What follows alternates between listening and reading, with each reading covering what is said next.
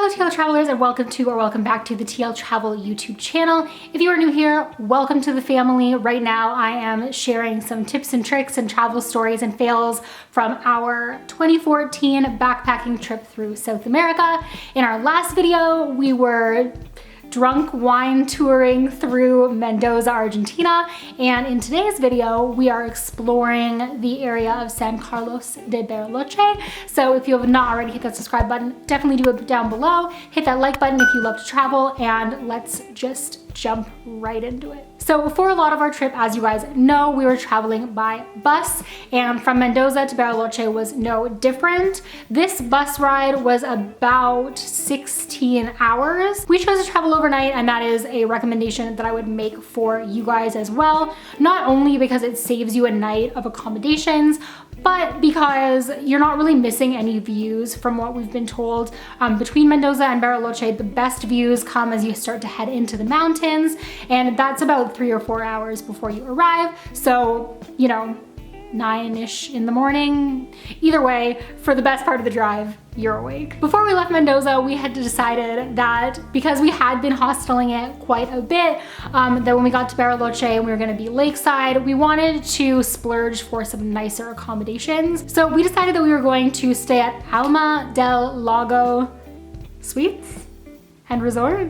Suites and Spa. This resort was located about 15 minutes walking from the town center. So we weren't right in the middle of town, but we were close enough that we didn't have to be like taxiing or driving everywhere that we went. And we got to take a little bit of advantage of those lakeside vibes. Nothing real crazy or scary happened to us in Bariloche. Thankfully, so I don't really have like a crazy story time to share with you guys today, but what I did want to do was share with you the top 5 sites from our opinion to explore and see and enjoy when you are visiting San Carlos de Bariloche, because it is a destination that both Derek and I would highly recommend. And when we kind of think back on our Argentina portion of our trip, that's one destination that we both have said multiple times that we would love to return to again. So if you are heading that way, here are our top 5 recommendations for things to see and do. Number 1 is to check out Centro Civico, their like town center. The town of San Carlos de Bariloche itself has like a real mountain ski town, Alps type vibe to it. So even just walking around it is really like picturesque, scenic, and lovely. But there are like a lot of cute little shops and restaurants and cafes that you can stop into and enjoy as well. So just sort of like spending some time, maybe an afternoon walking around, enjoying the sights and familiarizing yourself with the area is highly recommended and very enjoyable. The second is Nahuel Huapi National Park. I might have said that completely wrong.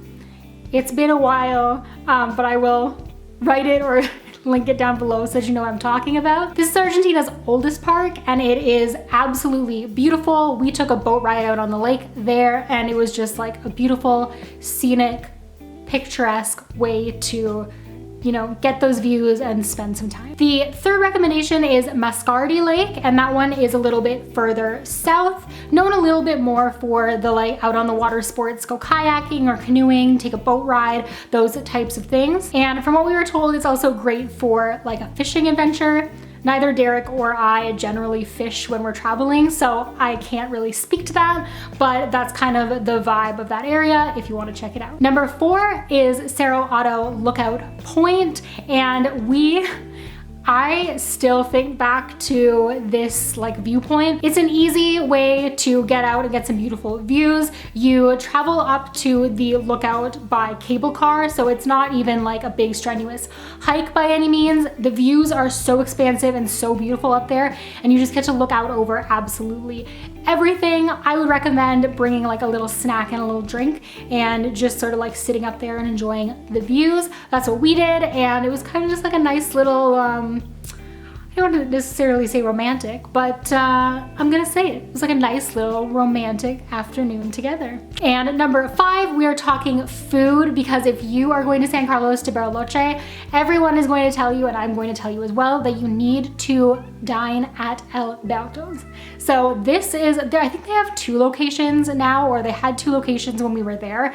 This is an authentic Argentinian steakhouse. I know that when we were there, they didn't take reservations. You had to line up 30 to 40 minutes outside before in order to get a table. So we did that. We actually went back and ate there a second time during our stay. The first time that we were there, because we were just 2 people, there was a huge wait for a 2-person table. And so we actually ended up meeting another couple who was like waiting in line beside us. They were randomly from just outside of my hometown here in Canada. So we got to talking, and when it came around to them having some availability for a table of 4, we just decided, you know what, we're gonna be here forever if we don't take it. So we dined in with this other couple and just like had a nice random intimate dinner with these strangers at Alberto's, and it was just 100% worth it.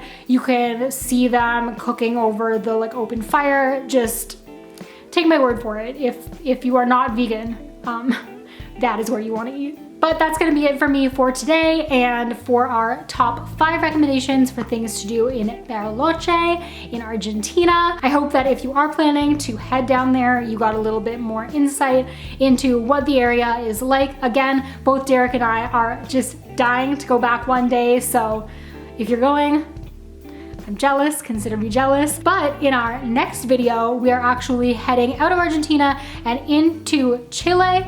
And this is where things get hectic and crazy for like the next little bit. So if you are here for the excitement and for the travel fails and the travel lessons, you are definitely going to want to hit that subscribe button, because the next few videos are going to be, it's a thing. So until I see you in my next video, trapped in a border town, in the middle of the mountains, no food, stay great, stay safe, and I'll see you then. Bye guys.